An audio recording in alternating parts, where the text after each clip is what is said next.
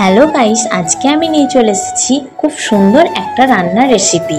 আজকে আমি বানাবো কচু মাংসর ঝোল। চলো আমি এই রেসিপিটা কিভাবে বানিয়েছি তোমাদের সাথে শেয়ার করি। প্রথমে কড়াইয়ে তেল গরম করে যখন তেল গরম হয়ে আসবে, কেটে রাখা পেঁয়াজগুলো তার মধ্যে অ্যাড করব। তারপর ভালো করে নাড়াচাড়া করব।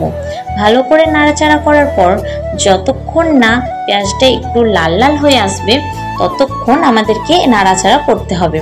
যখন দেখব পেঁয়াজটা একটু লাল লাল হয়ে এসেছে তখন আমি এই মশলাটা তার মধ্যে দিয়ে দেবো। মশলায় আমি দিয়েছি আদা রসুন বাটা, শুকনো লঙ্কা, জিরে, এইসব দিয়ে মশলাটা আমি বানিয়েছি। তার মধ্যে মশলাটা দেওয়ার পর ভালো করে কষিয়ে নেব। তারপর আমি দেব হলুদ গুঁড়ো এবং নুন দিয়ে ভালো করে কষিয়ে নিতে হবে।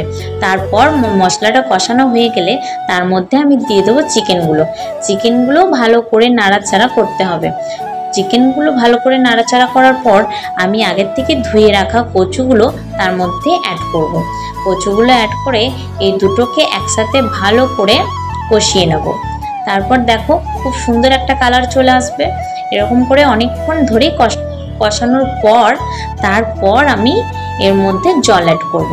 একটু বেশি করেই জল দেবে যাতে কচুটা একটু সেদ্ধ হয়। কচু সেদ্ধ না হলে কিন্তু খেতে ভালো লাগবে না, তাই আমি একটু বেশি করেই জল দিয়েছি। তারপর যখন ফুটে আসবে তখন দেখে নেবে চেক করে যে কচুগুলো ভালো করে সেদ্ধ হয়েছে কিনা। আমি তারপর দেখে নিয়েছি ভালো করে, খুব সুন্দর করে সেদ্ধ হয়ে গেছে। তারপর সেদ্ধ হওয়ার পর আমি নামিয়ে নেব।